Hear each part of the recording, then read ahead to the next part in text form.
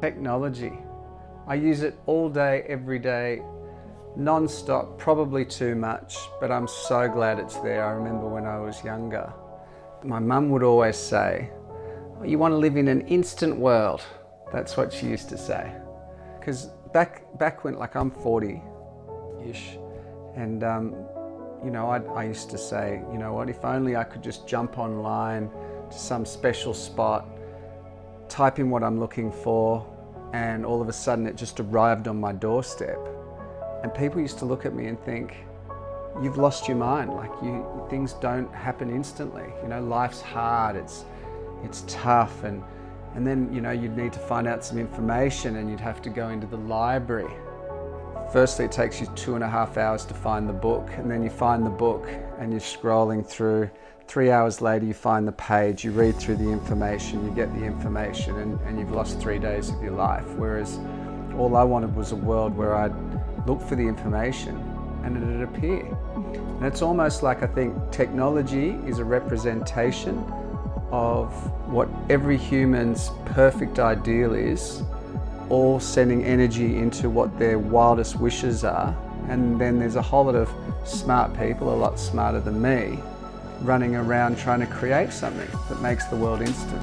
That's all technology is. It's like the solution to the world's problems, helping people become more efficient and more lazy, helping people have instant gratification rather than actually having to do anything. And you know, I'm so glad it's here, because there's nothing daily that I can't do a lot easier than it was done in the 80s or the 70s or the 50s or the 60s.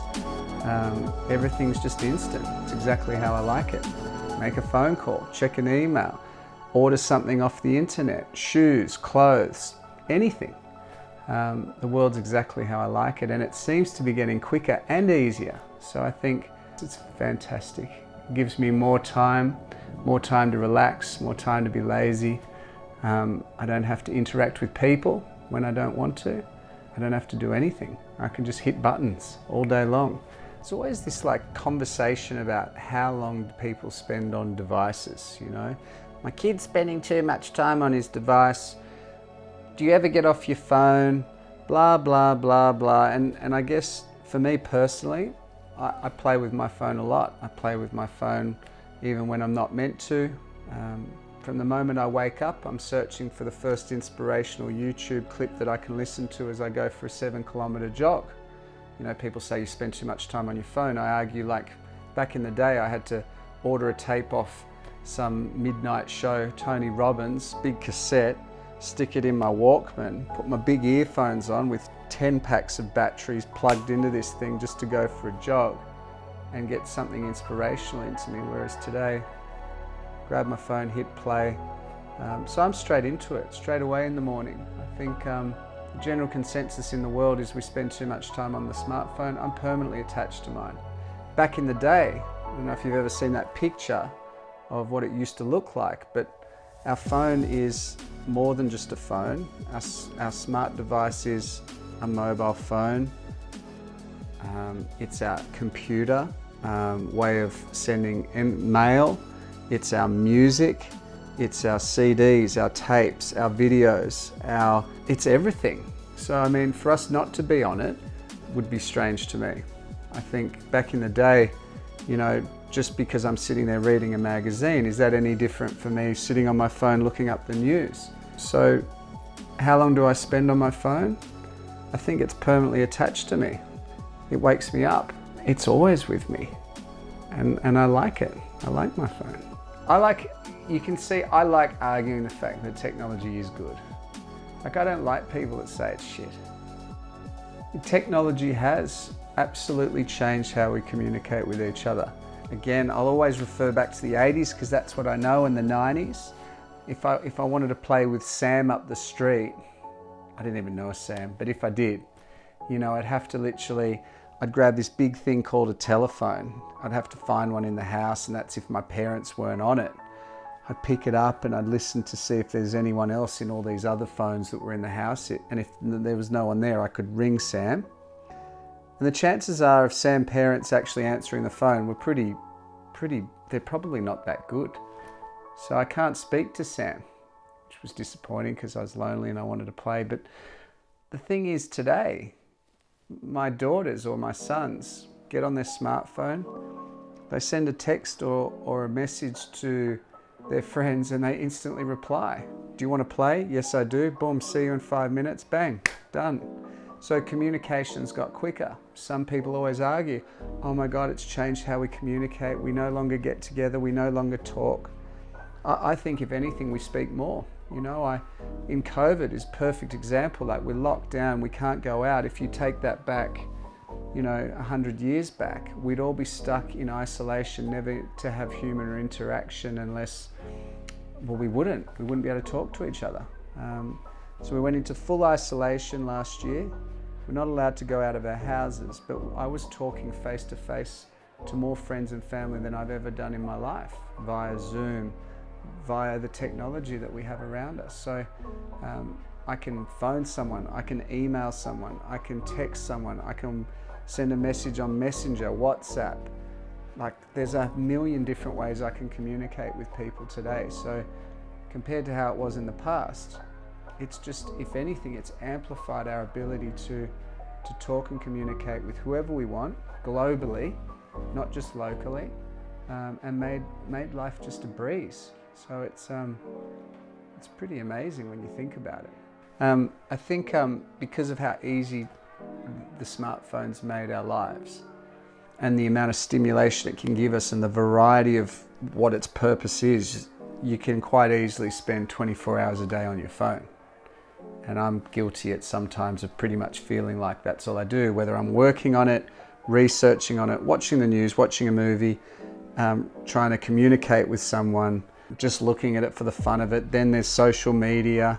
You can spend the full day on it. I think what I've found though is, there's this general consensus that the whole world's gone crazy and we spend too much time on our phones.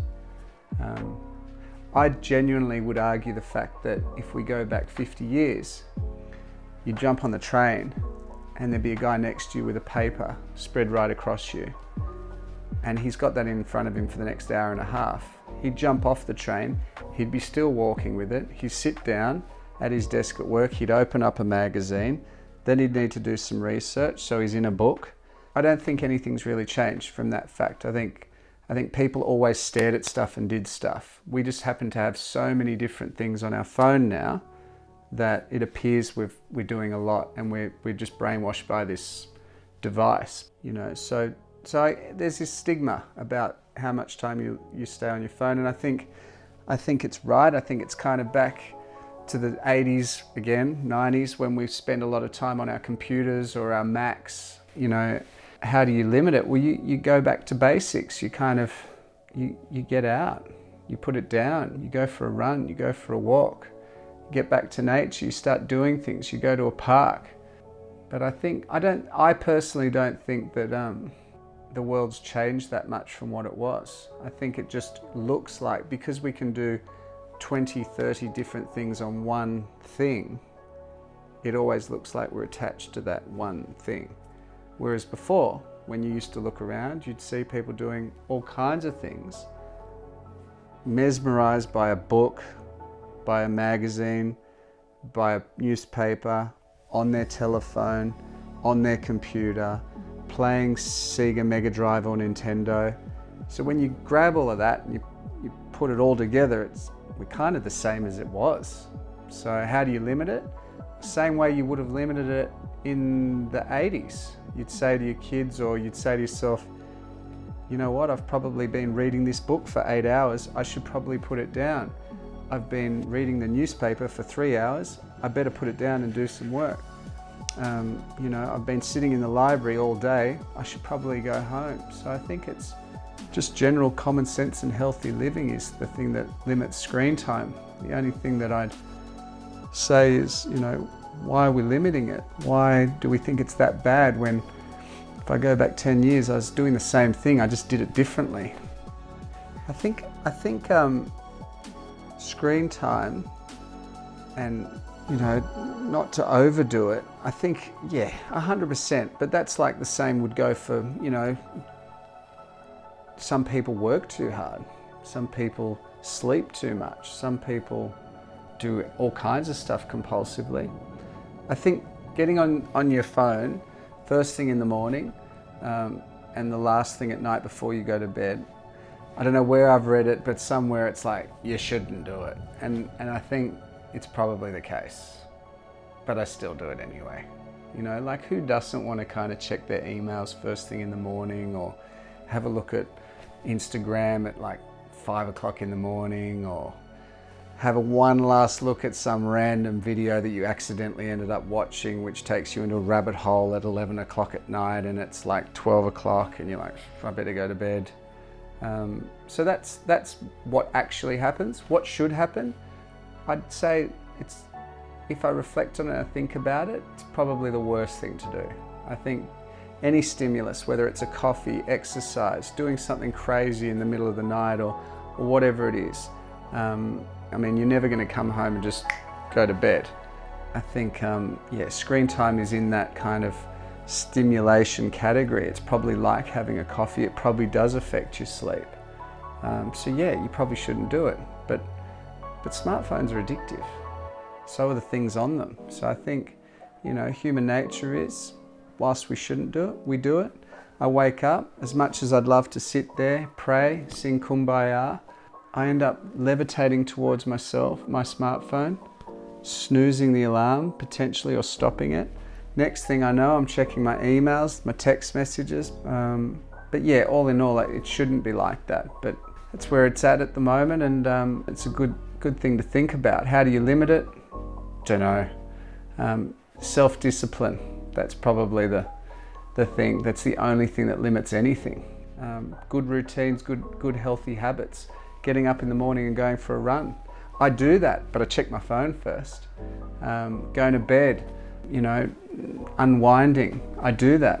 Then I check my phone and I go to bed. So yeah, it's a good thing, and I probably need to watch it. But I think the only thing that can change it is self-discipline. Is it good for you? Scientists will say no. You shouldn't check your phone before you go to bed. And it shouldn't be the first thing you do when you wake up.